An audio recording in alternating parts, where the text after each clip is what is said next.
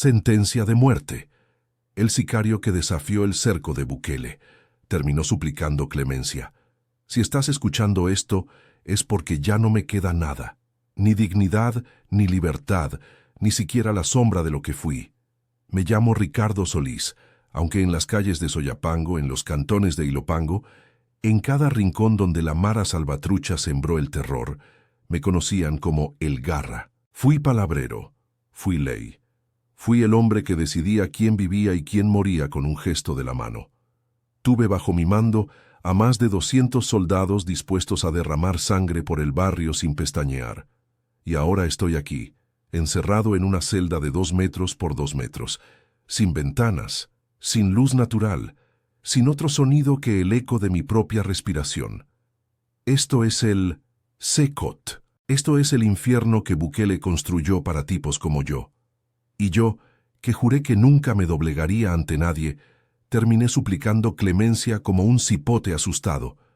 No les cuento esto para que sientan lástima por mí. No la merezco. Las vidas que tomé, el dolor que sembré en familias enteras, todo eso me persigue cada noche en esta oscuridad eterna. Les cuento esto porque necesito que alguien sepa cómo caí. Cómo el hombre más temido del cantón Altavista terminó siendo una rata acorralada en los cerros, traicionado por sus propios homeboys, cazado como animal por fuerzas que ni siquiera sabía que existían. Mi historia es la de cientos de mareros que creyeron que éramos intocables. Estábamos tan ciegos en nuestra arrogancia que no vimos venir el apocalipsis hasta que ya era demasiado tarde. Todo comenzó a derrumbarse en marzo de 2022. Ese fin de semana matamos a más de 80 personas en 3 días. Fue una demostración de poder, una respuesta a las negociaciones fallidas con el gobierno. Pensamos que íbamos a doblarles la mano, pero no entendíamos con quién estábamos tratando. Bukele no era como los otros, no le temblaba el pulso. Cuando declaró el régimen de excepción, pensé que era puro show. Ya va a pasar, les decía a mis soldados. Aguantamos un par de meses y todo vuelve a la normalidad. ¡Qué pendejo fui! Las primeras semanas fueron confusas. Empezaron a caer homeboys por todos lados, veteranos con más muertos encima que años de vida, todos cayendo como moscas. La policía ya no preguntaba, ya no aceptaba mordidas. Llegaban con listas, con fotos, con información que solo podía venir de adentro. Y cuando te agarraban, desaparecías. No había abogado, no había juicio. Te tragaba la tierra y nadie sabía si estabas vivo o muerto. Al principio, tratamos de mantener la estructura. Movimos a los palabreros a casas seguras. Cortamos comunicación con cualquiera que pudiera estar quemado. Pero ellos siempre estaban un paso adelante. Para junio, ya habíamos perdido el control de Soyapango. Los soldados patrullaban las calles 24 horas, había retenes en cada esquina, helicópteros sobrevolando de noche. La renta dejó de llegar porque los comerciantes ya no tenían miedo de nosotros. Tenían más miedo de Bukele. Las familias que nos daban refugio empezaron a cerrarnos las puertas. Los taxistas que nos movían desaparecieron. Las novias, las esposas, todas nos dieron la espalda. Nosotros éramos hombres muertos caminando y nadie quería morir junto a nosotros. Fue entonces cuando tomé la decisión de huir a los cerros. Reuní a los 15 homeboys que me quedaban leales, los más duros, los que no tenían nada que perder. Subimos al volcán de San Salvador como fantasmas en la noche, cargando lo poco que teníamos, unas cuantas pistolas oxidadas, machetes, ropa sucia y el orgullo herido de una organización que alguna vez controló todo el país. Los primeros días fueron un infierno. No teníamos comida, no teníamos agua limpia. Éramos animales de la calle, depredadores urbanos, y la selva nos estaba devorando. Algunos enfermaron. Otros empezaron a desertar, bajando de noche a entregarse, prefiriendo la cárcel a morirse de hambre. Para octubre ya éramos solo 8 esqueletos ambulantes con la ropa hecha jirones. Sobrevivíamos robando maíz de las milpas, cazando conejos con trampas, bebiendo agua de los arroyos. Y todo el tiempo los drones pasaban sobre nuestras cabezas. Esos aparatos silenciosos que parecían pájaros metálicos, observándonos, rastreándonos. Al principio les disparábamos, gastando las pocas balas que nos quedaban. Después aprendimos a escondernos bajo los árboles, a movernos solo de noche, a convertirnos en sombras. Fue el chino quien trajo la información que nos condenaría. El chino era mi segundo, un veterano que había sobrevivido 3 balaceras y una temporada en Mariona. Llegó una noche con los ojos brillando. «Tengo algo, Garra, algo grande». Me habló de un contacto en Nejapa, un tipo que trabajaba limpiando casas de ricos y que conocía los movimientos de las familias pudientes. Este tipo le había contado sobre un viejo, un anciano que vivía solo en una finca a las afueras de Quesaltepeque, sin guardias visibles, sin familia, solo él, una empleada que llegaba 3 veces por semana y supuestamente una caja fuerte llena de dólares. «Es el golpe perfecto», insistía el chino. «Entramos de noche, le sacamos todo al viejo y con esa lana compramos pasaportes falsos, cruzamos a Guatemala, desaparecemos». Los demás escuchaban con los ojos hambrientos de esperanza. Llevábamos meses viviendo como animales. La idea de un último golpe, de una salida limpia, era demasiado tentadora. Yo debía haber visto las señales. Debía haber preguntado cómo era posible que un viejo rico viviera tan desprotegido en el país más vigilado del continente. Pero el hambre nubló mi juicio. Acepté el plan. Pasamos una semana preparándonos. Mandamos al Sombra a hacer reconocimiento. Volvió con información detallada. La casa era grande pero modesta, con un muro bajo, sin cámaras visibles, sin perros. El viejo salía todas las mañanas a caminar por los cafetales. La empleada llegaba los lunes, miércoles y viernes. El camino de acceso era de tierra, sin iluminación. «Es como si estuviera esperando que lo robaran», dijo el Sombra con una risita nerviosa. Otra señal que ignoramos. Elegimos un martes. Bajamos de la montaña al anochecer, 8 sombras flacas moviéndonos entre los árboles. El chino llevaba la única pistola que funcionaba bien, una 9 milímetros con 7 balas. Los demás cargábamos machetes y navajas. El camino hasta la finca nos tomó 4 horas. Cuando vimos las luces de la casa entre los cafetales, sentí una mezcla de alivio y adrenalina. Esta era nuestra redención. Nos dividimos en 3 grupos. El chino y yo entraríamos por la puerta principal. El Sombra y otros 2 cubrirían la parte trasera. Los últimos 2 se quedaban vigilando el camino. El muro de piedra era bajo, fácil de saltar. Lo escalamos en silencio. La casa estaba a 30 metros, con luz en solo una ventana del segundo piso. El viejo probablemente leía, ajeno a que la muerte venía caminando hacia él entre las sombras. Nos acercamos pegados a la pared. El chino probó la puerta trasera y estaba abierta. Entramos a una cocina oscura. Atravesamos un comedor con muebles viejos. Llegamos a unas escaleras. Fue entonces cuando vi la primera cosa que debió haberme hecho correr. En la pared había fotografías de militares, oficiales de alto rango posando con medallas con presidentes, y en una foto más reciente estaba el viejo que veníamos a robar. Pero no estaba de civil, estaba de uniforme, con charreteras de coronel, estrechando la mano de Nayib Bukele. Mi sangre se congeló. Quise gritar, ordenar la retirada, pero antes de que pudiera abrir la boca, la luz se encendió. No solo en el comedor, sino en toda la casa, en el jardín, en los cafetales. Una luz blanca, cegadora. Y entonces escuché esa voz vieja pero firme. «Bienvenidos a mi casa. Señores de la Mara, los estaba esperando». El viejo bajaba las escaleras con calma absoluta. «Soy el coronel retirado Hernán Méndez, 35 años en las Fuerzas Armadas, director de inteligencia militar durante la Guerra Civil, y actualmente consultor estratégico del presidente Bukele para el Plan Control Territorial». Se detuvo, dejando que sus palabras penetraran nuestros cerebros paralizados.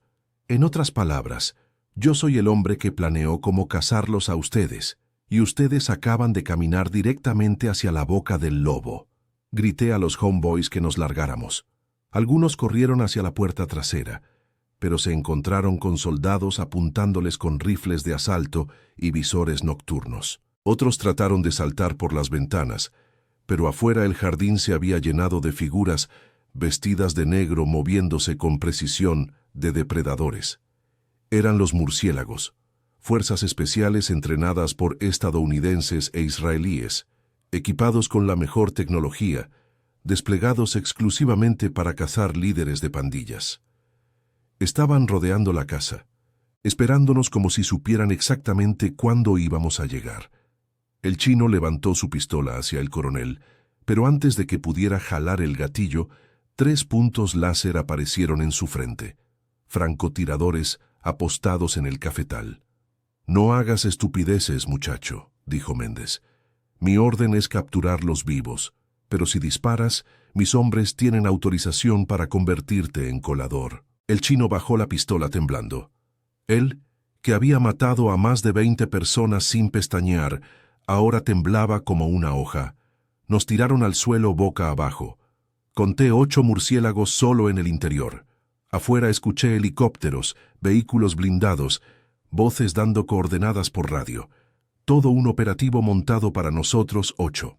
8 pendejos hambrientos que pensaron que iban a robarle a un viejo indefenso. El coronel caminó entre nosotros inspeccionándonos. Se detuvo frente a mí.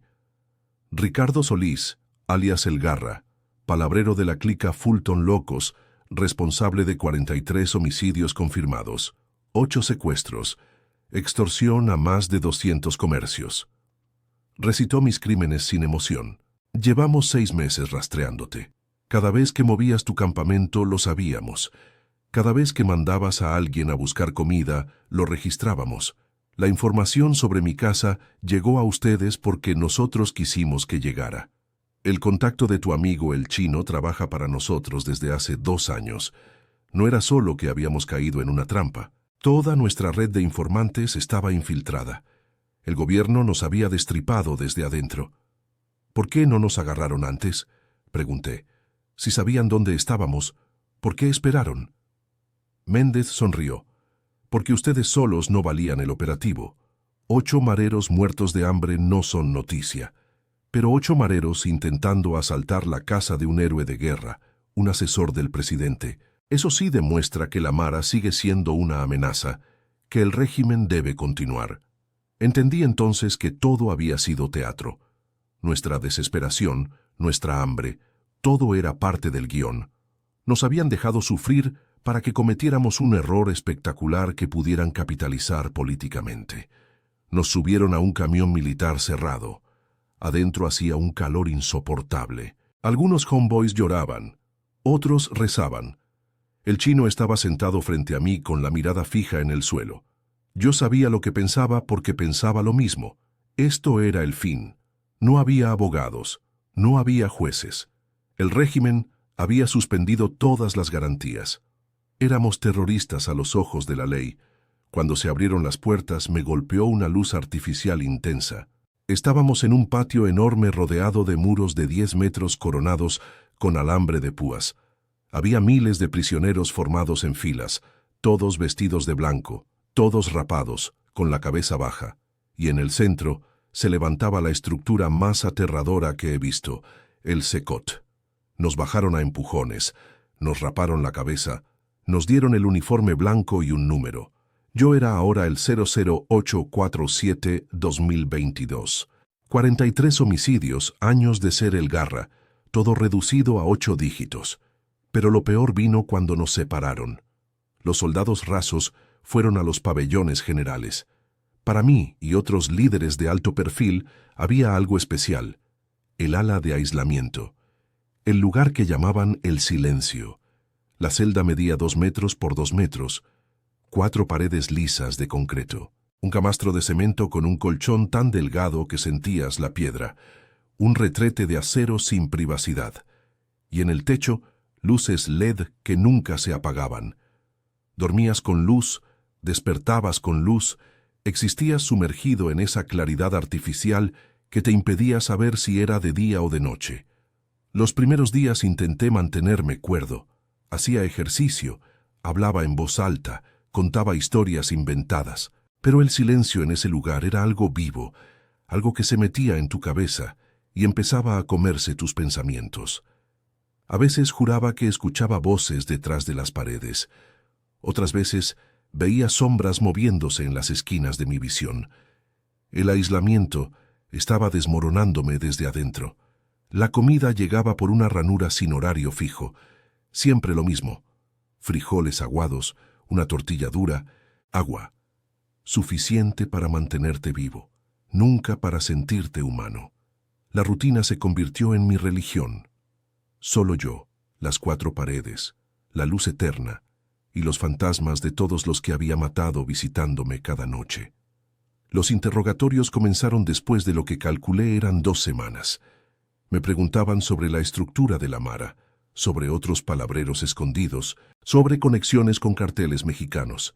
Yo les decía todo, no por valentía, sino porque ya no me importaba. La lealtad al barrio se había evaporado. Les di nombres, direcciones, operaciones, y cada confesión era otro clavo en mi ataúd. Un día la puerta se abrió fuera del horario. Entró un guardia joven con cara de lástima. «Te traigo un mensaje. Es sobre tu gente, los que cayeron contigo». Se me erizó la piel. El que llaman el chino habló. De todo. De ti especialmente. Les contó que tú planeaste el asalto, que tú decidiste ir por el coronel, que tú eras el único líder. Sentí que el suelo se abría. El chino hizo un trato. Testimonio a cambio de traslado a un pabellón regular. Ahora está con 3 comidas al día y patio 2 horas. Y tú vas a cargar con todo porque él te vendió. La traición no me sorprendió tanto como debería. En el mundo donde crecí, la lealtad siempre tuvo precio. Pero el chino era mi hermano. Habíamos crecido juntos, entrado a la Mara el mismo año, matado juntos, sobrevivido juntos. Y ahora él estaba del otro lado, disfrutando privilegios mientras yo me pudría en esta tumba. Esa noche lloré por primera vez desde que tenía 12 años. No por mí, porque lo merecía todo. Lloré por la estupidez de creer que existía algo como la hermandad. Todo era mentira. Éramos animales compitiendo por sobras, dispuestos a devorarnos cuando el hambre apretaba. Los días siguientes fueron los más oscuros.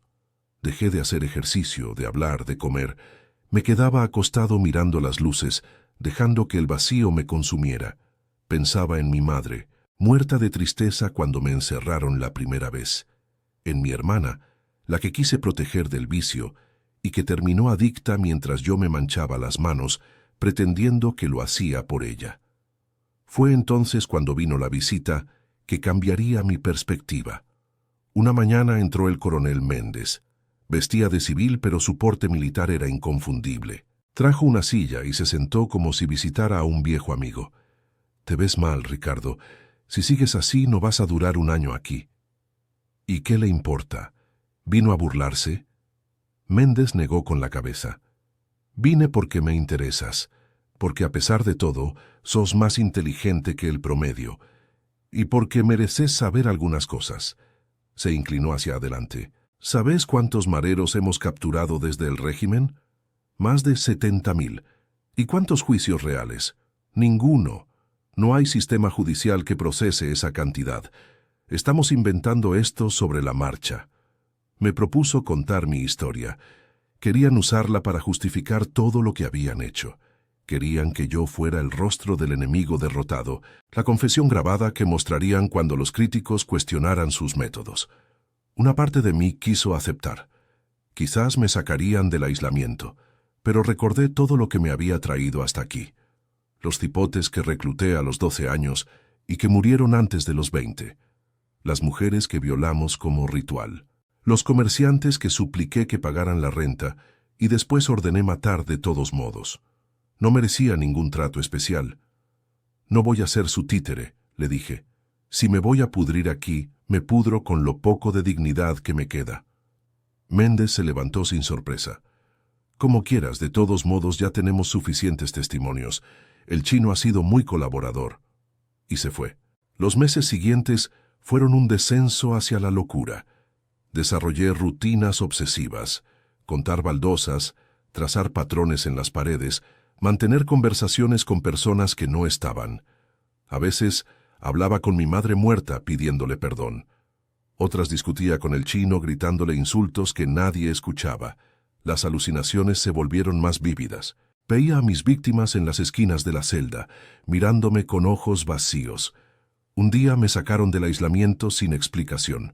Me llevaron a una zona con ventanas, luz natural, plantas. Parecía otro mundo. Una psiquiatra me evaluó durante horas. Le conté todo. Las alucinaciones, las conversaciones con muertos, los periodos donde perdía noción de quién era. Señor Solís, usted está experimentando deterioro psicológico severo. Si continúa así, sufrirá daños cerebrales irreversibles. Voy a recomendar su traslado a un pabellón de salud mental. En ese momento la puerta se abrió y entró el chino. Se veía bien alimentado, limpio, casi saludable, comparado con el esqueleto que yo era. Me dijeron que estabas mal. Pedí verte. Lo miré sin decir nada, sintiendo el odio hervir. Sé lo que estás pensando, comenzó. Y tenés razón, te vendí. No voy a pretender que no lo hice. Entonces, ¿para qué viniste? Porque a pesar de todo, fuiste mi hermano más de la mitad de mi vida. Y lo que te hice me está comiendo por dentro. Me acuerdo de cuando éramos cipotes, cuando jugábamos fútbol en Soyapango, cuando entramos juntos al barrio jurando que nunca nos traicionaríamos. Pero el código era mentira, Ricardo. Nos usaron, nos convirtieron en asesinos, nos tiraron a la basura. ¿Por lealtad a qué? ¿A ranfleros que viven en Estados Unidos en casas lujosas, mientras nosotros nos morimos de hambre? Tenía razón. Habíamos sido herramientas desechables para una maquinaria que nos masticó y escupió. Los jefes nunca pisaron cárcel, nunca enfrentaron balas. Estaban lejos, protegidos, viviendo de las rentas que nosotros cobrábamos con sangre. Pero reconocer eso no cambiaba la traición. Lo que te conté a los interrogadores era verdad de todos modos, continuó. Tu expediente estaba completo antes de que yo abriera la boca. Las cámaras, los drones, los informantes. Ellos sabían todo de vos desde hace años. Mi testimonio solo fue la cereza del pastel. Después de esa visita algo cambió en mí. Me trasladaron al pabellón de salud mental, infinitamente mejor que el aislamiento. Había otros prisioneros rotos con quienes hablar. Ventanas con vistas a patios donde veíamos el sol, medicamentos que aplacaban las alucinaciones. Así pasaron los años. El régimen sigue vigente. Las maras dejaron de existir como las conocíamos. Los jóvenes ya no se tatúan ni hacen señas. El miedo que sembramos fue reemplazado por otro miedo, el de este gobierno que demostró ser más brutal que nosotros. Lo que me importa ahora es esta confesión que escribo como parte de mi terapia. Escribo porque es lo único que puedo hacer. Porque mis manos que empuñaron armas ahora solo sirven para trazar letras temblorosas. Porque el hombre que fui, el Garra, murió hace mucho en una celda de aislamiento. Si alguien lee esto, no busque perdón porque no lo ofrezco ni lo pido. Lo que hice fue maldad pura. Pero quiero que entiendan, yo no nací monstruo. Me hicieron monstruo. Un país que abandonó a sus hijos más pobres. Un sistema que nos tiró a la calle sin esperanza. No digo esto para excusarme, sino para advertirles. Si no arreglan las condiciones que crearon a tipos como yo, van a seguir creándolos.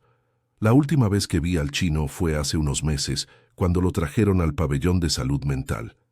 La paz que encontró no le duró. Ahora pasa los días mirando la pared, hablando con fantasmas. A veces nuestras miradas se cruzan y ninguno dice nada.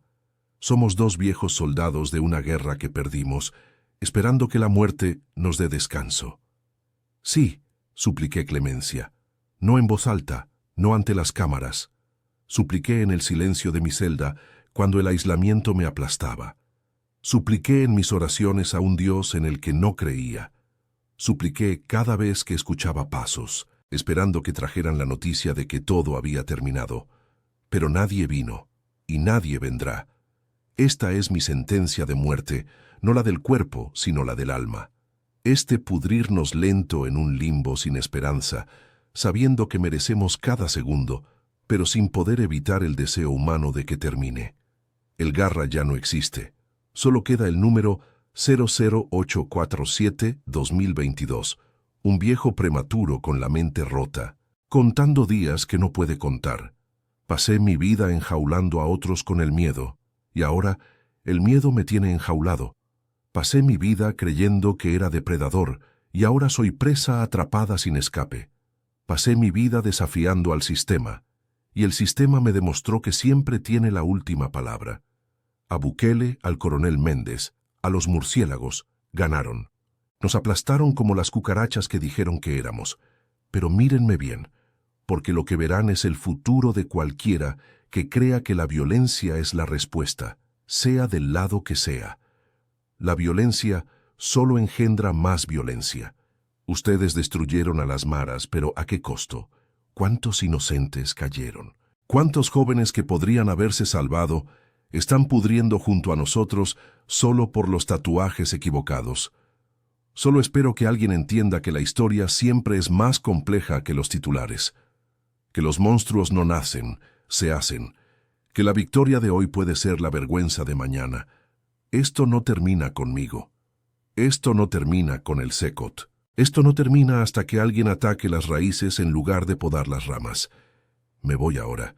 La luz del pabellón se está atenuando. Mañana será otro día igual, hasta que deje de haber mañanas. Pero al menos hoy conté mi historia. Aunque nadie la escuche, al menos existe fuera de mí. Es todo lo que le puedo dejar al mundo. La verdad cruda y fea de cómo el sicario que desafió el cerco de Bukele terminó suplicando clemencia. Que Dios tenga piedad de mi alma, porque yo nunca la tuve de nadie.